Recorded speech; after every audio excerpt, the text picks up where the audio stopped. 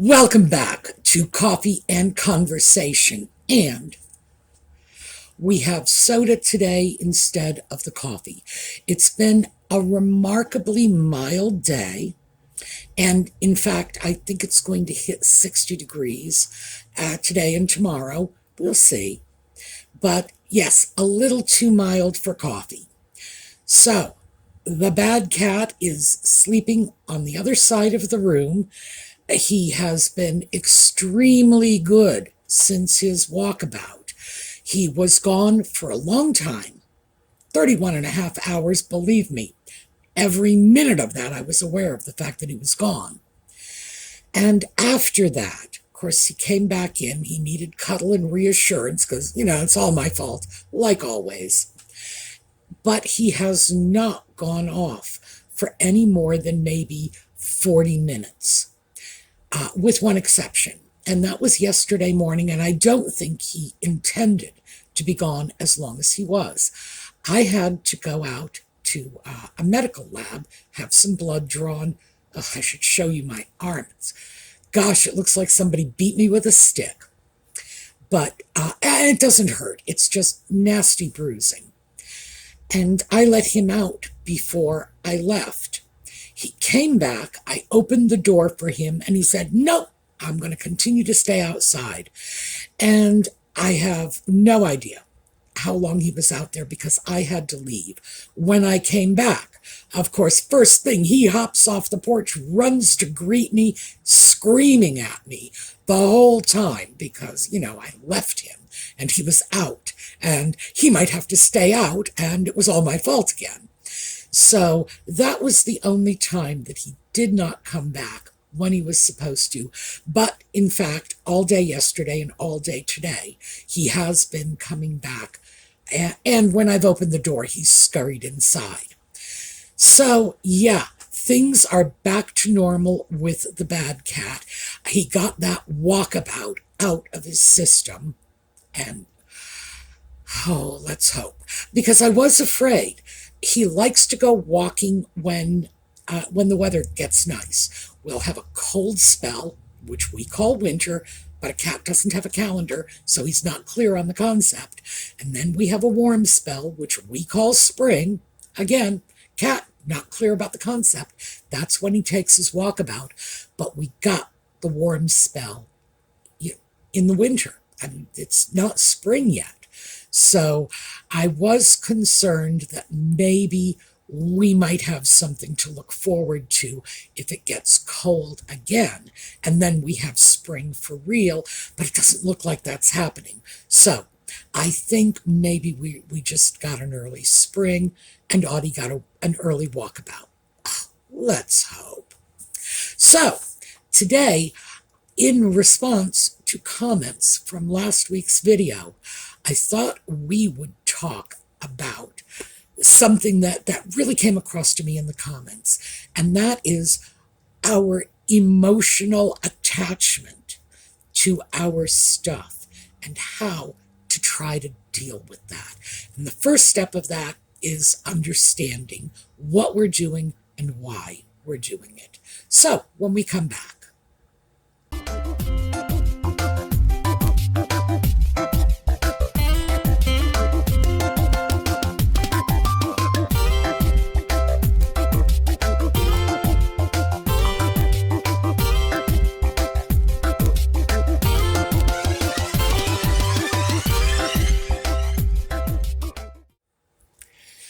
I had promised myself a no buy February.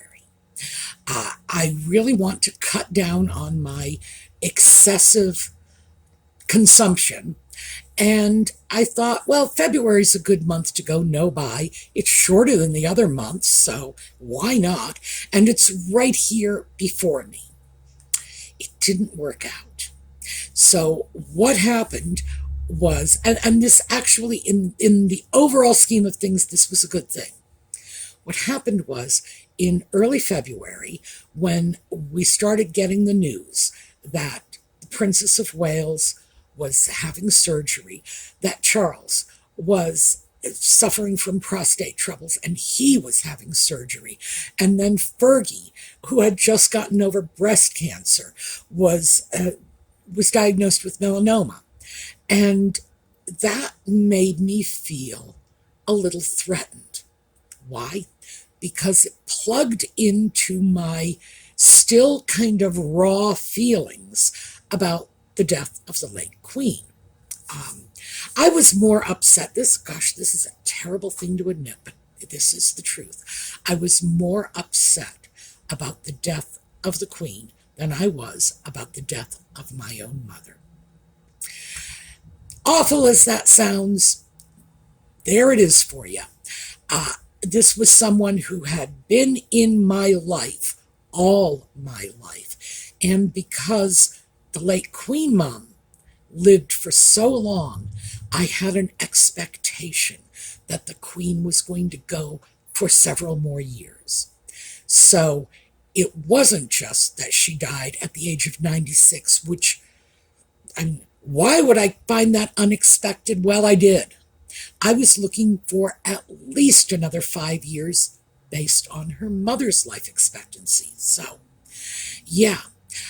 And of course, there's so much chaos that has been visited on the royal family. As many of you know, I do videos about some of that chaos. So it was ever present in my mind, and the loss of the Queen was just a horrific blow. It was the end of an era. It was a reminder of my own mortality. It had somehow become bigger in my mind than the event itself. So when I start feeling my cage is a little rattled, particularly on the subject of the late Queen, I go out and buy scarves. A lot of my scarves were my Queen scarves I had gotten because they reminded me of the late Queen, and I got them in her lifetime. So, yeah, I went out looking for Queen scarves. By the way, let me just show you this one. Let's get back so you can see this. This is an Erte scarf. It is gorgeous. Of course, there is a half-naked woman on it, and it is not a Queen scarf. The reason I got this was because it's a Queen Mum scarf. Because to me, the Queen Mother's fashion style was just the embodiment of the Art Deco era moving into the Second World War. There was a period of about 20 years when she was the fashion icon. She was the Princess Diana of her day. And so obviously an Art Deco scarf was just so Queen Mum, and I had to have it. So yes, it was a sort of Queen scarf once removed. Having said that, however, I bought another scarf along with it, which is by a Japanese designer, Kenzo, because I don't have any Japanese scarves in my collection.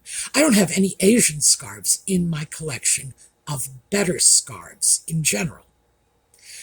So yeah, it's not just about I need a Queen scarf or a Queen Mum scarf that opens the door for other things. We were barely into my no-buy February when, bang, 2 scarves right away. So I had to stop and think about that and say to myself, what am I doing? What am I reacting to?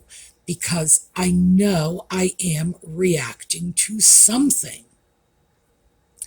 So that's what we're going to talk about.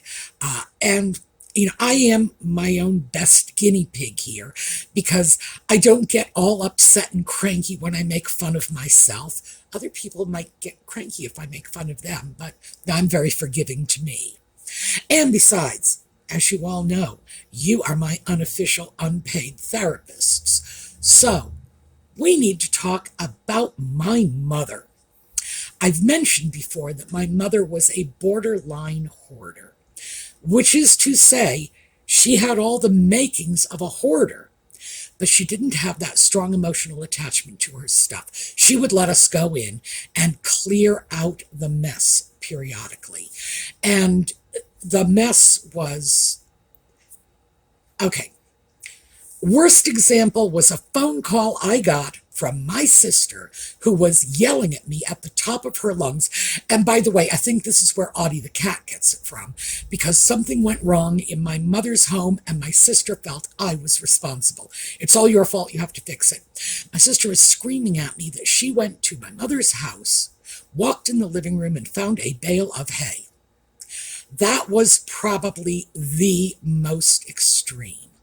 So obviously we had to get in, clean out the house again. And I did ask my mother, by the way, what she was doing with the bale of hay in the living room. And she said it was for the rabbits. I just disengaged from the conversation at that point. Why do you have a bale of hay, Ma? It's in your living room. Oh, that's for the rabbits. That is a conversation that has just descended into the pits of nonsense. And I just wasn't playing anymore. I was like, yeah, Ma, listen, would you get me a cup of coffee, while I dragged the bale of hay out the front door and into the yard. So, yeah, she could get pretty bad. To this day, I have absolutely no idea where the bale of hay came from, why she thought it should be in her living room, or what rabbits she was talking about. It's not like she had pet rabbits in a hutch. I just drawing a complete blank. Another time I walked into my mother's living room and someone, I turned out to be my sister, had written "clean me" with their finger in the dust on the wall. When I later found out it was my sister, she confessed that she had done that in the hopes that my mother would interpret this as a command from beyond that she needed to start cleaning. Things like that never worked. But she would let us clean. I dragged her bale of hay out, and even though she needed it for these mythical rabbits, she was not upset. She simply handed my cup of coffee and asked me what I had been doing that week. So, yes, she was this close to being a hoarder, but she never quite tripped over that line to the point where she was so attached to her stuff that it wasn't okay if we got rid of it. And we eventually figured out what was going on, because there was one thing that she did fight for. My sister had found a box of canceled checks in the back of my mother's closet. The checks were 35 years old, and they had both my parents' names on them, my father and my mother's names on the checks. My father's signature was not on any of these canceled checks, because if it had been, I wouldn't have thrown them away. I went through every single canceled check. No, it just had his name on the checkbooks. And that was what she fought for. That's when we realized what was going on. She was 36 years old when my father died. So she had lost her husband, and she wasn't voluntarily giving up anything else. It was a response to trauma. It made it a lot easier to tolerate what was going on. In other words, we would just fix the mess and stopped trying to fix my mother, which was very liberating for all of us. Because prior to that, of course, we had been talking to my mother about going to counseling, about getting involved in a self-help group. Did we need to hire a cleaning lady to come in once a week? We stopped doing that. We accepted the reality of what was going on, that she was dealing with grief, and we let her deal with it. We still cleaned out the house, because, letting your mother deal with her grief is one thing, but letting your mother live with a bale of hay in the living room, come on, that's a little excessive. So that was how we sorted out Mummy's weirdness. And because of that experience with my mother, and knowing that something had happened, I didn't know what, but I knew there had been a time when she lived like a normal human, and then it went downhill. because I am the eldest child, I remembered the pre hoarding time. My younger siblings, no. They pretty much always thought of this as how my mother lived. But because of that whole experience, I became really sensitive to the issue of hoarding and would go through my house. Oh gosh, I would go through my house like a whirlwind at times, just getting rid of things left and right. Uh, do I need this? Who cares? It's going to get thrown away because I'm starting to cross the line into hoarding. So I thought it might be useful to discuss the psychological disorder of hoarding a little. We're only going to discuss it a little in that everybody has their own trauma that is behind this, their own peculiar response. And of course, I'm not a psychologist, so I am not qualified to do this. And I know even though you folks are acting as my therapists, we're not really a clinical psychiatric practice at this channel. What I thought instead was we would look at the DSM's categorization of hoarding, and they have 5 categories of hoarding.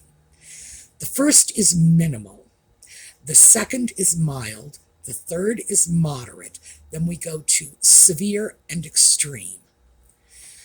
So let's start backwards. Extreme hoarding are the places that you see on those hoarder house shows, where people cannot walk from one room to another, when the Board of Health has gotten involved, when social services has come in, threatened to remove the children, when there are infestations of vermin, rats, mice, bugs, whatever, when you go through the house and very often they are pet hoarders as well, and several of the 14 or 15 cats and dogs have been pooing in the corners and nobody's done anything about it. I think we all have a pretty good understanding of what extreme hoarding is. So let's move down the line a little to severe hoarding. This is when there's a lot of trash in the house as well as a lot of stuff, a lot of clutter. The trash is not being removed regularly. Nothing is really being cleaned. There was a lot of dirt as well as a lot of stuff. It's starting to become a problem. People notice. Friends, neighbors, anybody walking into the house, family members are saying, this is getting out of control. But it's not quite to that Board of Health involvement yet. Moderate hoarding, and they refer to it as clutter. Moderate clutter is when there are all kinds of things that do not have a proper place. There will be piles of stuff on the tables, on the chairs, on the beds, on the floors. There will not necessarily be a lot of trash, but there can be. Mostly this is stuff. Houses like that often look like somebody just threw the laundry basket on the bed, or they're going through the closets or the dressers and they've just tossed things. It's enough to be concerning, but not usually enough to encourage the people around you to get involved in an intervention. Mild clutter is when somebody comes into your house and says, oh, are you packing to move? That's kind of mild clutter. There's too much clutter. And so that we need to deal with all of these. We're talking about too much clutter. Mild clutter is too much. I think of that as grandma's house, where every square inch of every table surface is covered with the 3rd grade, 4th grade, 5th grade pictures of all of the children and all of the grandchildren, and grandma is getting old and nothing is getting dusted, and you're looking around saying, ooh, this is not okay. However, usually when we are dealing with the mild clutter. Grandma is still getting the dishes done. The bathroom is still reasonably tidy. The bed might be getting made. It's getting out of hand, but it's nothing that you can't fix, with a little bit of help and a little bit of judicious removal of excess stuff. Minimal clutter is the okay amount of clutter that all of us would like to have in our homes, unless, of course, we're Marie Kondo, in which case we want nothing. We want that sleek Japanese white house. I have to say, mild clutter is probably my starting point in terms of cleanliness. I can't live in one of those sterile, minimalist spaces. I have to have some clutter. I have all kinds of stuff around here. In a lot of ways, my home is a child's wonderland. I love watching kids come in here and seeing things like the radiometers on the table as they're spinning in the sunlight. I love when people come in and say, "Oh, this is great. Where did this come from?" Because they found an interesting dish on the coffee table. Came from a viewer, by the way. Excuse me. I'm going to show you that. Here is the dish. This was sent to me by one of our viewers. I had gone into an antique shop, filmed a piece like this that I really loved, and I said I loved it, but they wanted $70 for it, and even though the piece is worth that, well, you know me, I'm going to go for a bargain, and I just said, no, I'm not going to pay $70 for it. I'll wait until the price comes down. Eventually, if it sits there long enough, they will drop the price. And it's a footed bowl from China, even though, as you can see, it's not marked, and that's because it's pre-1890. So, gorgeous piece. One of my viewers saw the video and said, I have a piece just like that, and she sent it to me. So, thank you. I love it. It lives on my coffee table, and my bad cat often sits in this. First time he did it, I almost had a heart attack because, Audie, this is way too small for that cat. He puts his butt in the dish and puts his feet on the coffee table outside and just kind of sits there. I guess it's become Audie's porcelain throne, but that's not going anywhere. That stays with me. So mild clutter, that's my baseline. That is where I live my life, in that range of mild clutter. That's probably not true for all of you. Certainly it's not true for some of you. Some of you are going to need much less clutter. Some of you are going to be comfortable with less clutter. Some of you are going to need to move from that sort of minimal clutter level, that I like, into mild, moderate. The problem is we can't move too severe. That's when we start getting into trouble. That's when it becomes too difficult to even wrap our heads around the cleaning process. And usually, if you've hit that point, that's when you call the friends and the relatives and say, look, I need some help.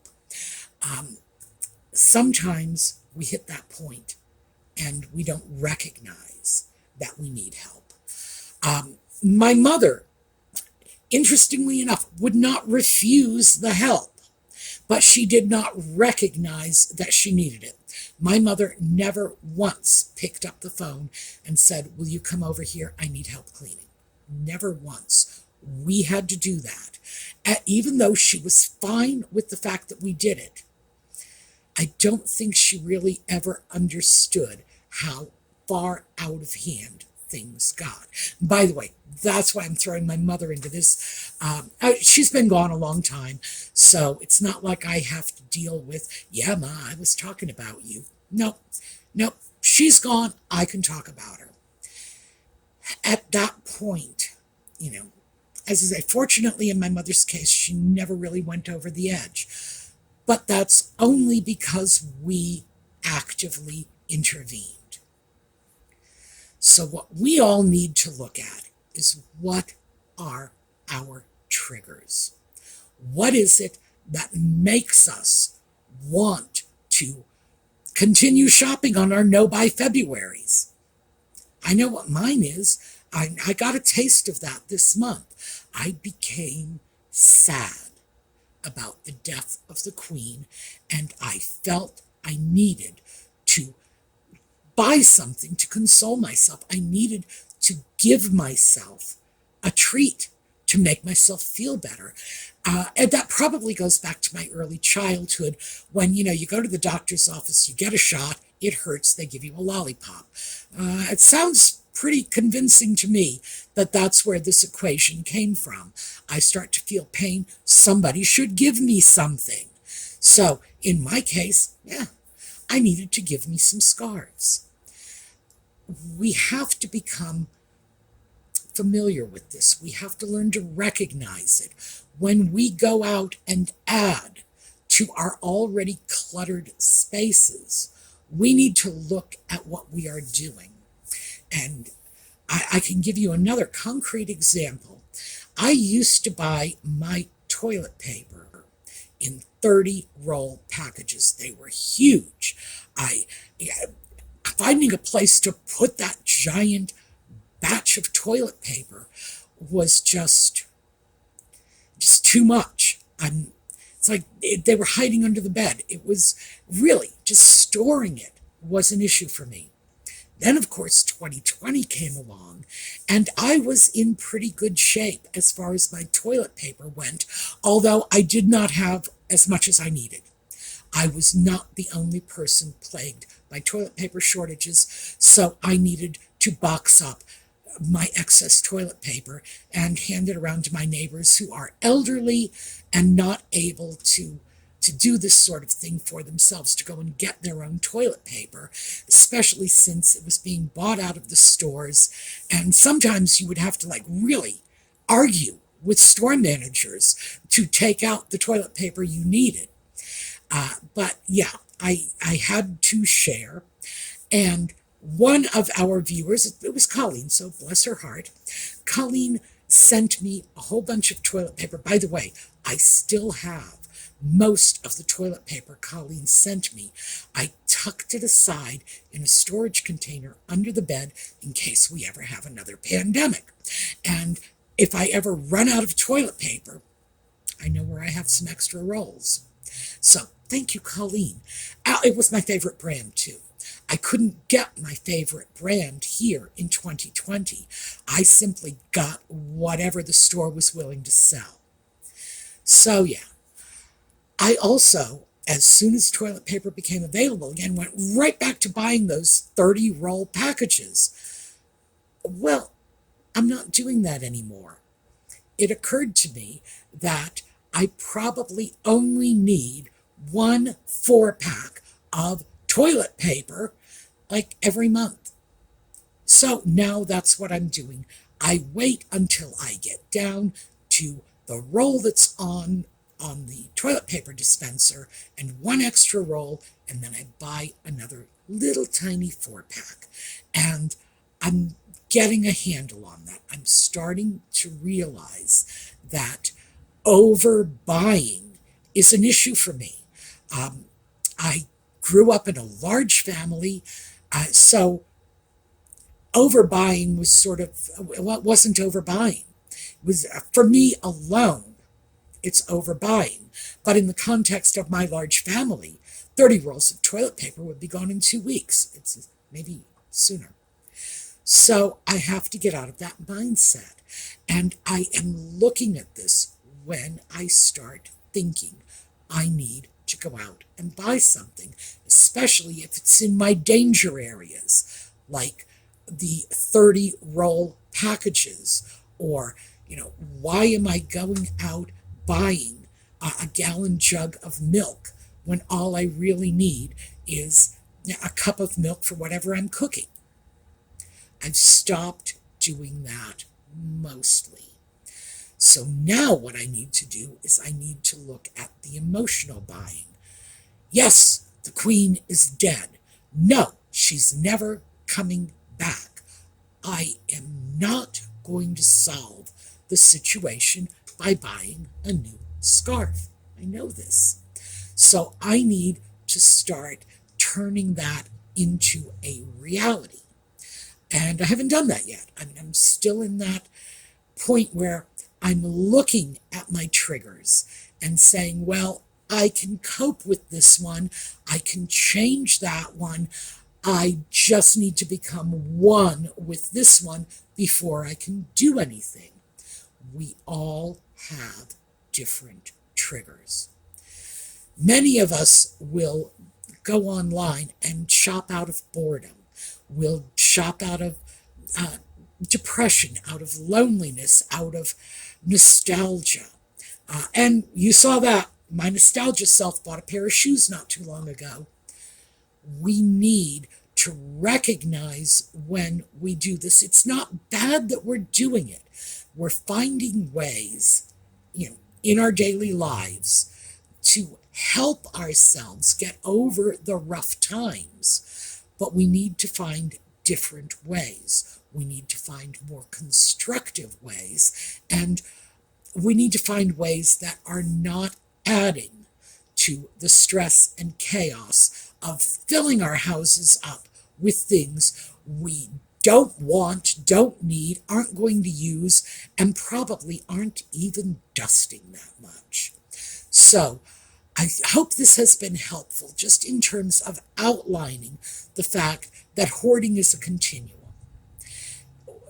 There are small hoards, and small hoards are okay. Like I say, minimal hoarding, that is my baseline.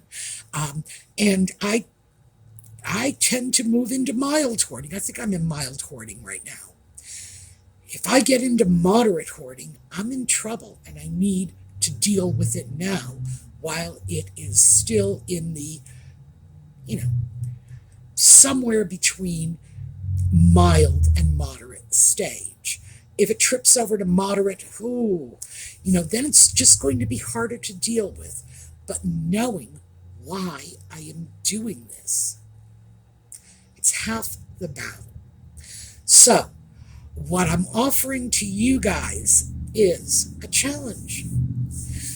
Take a look around you and either look at your next purchase. The next time you buy Windex in the 48-ounce bottle instead of the 12-ounce bottle, because you're hearkening back to the days when you had a large family and you had a house full of children and you spent your days running around with a roll of paper towels in one hand and a bottle of Windex in the other. And now, no, the kids are gone. Life has become smaller. You don't need that.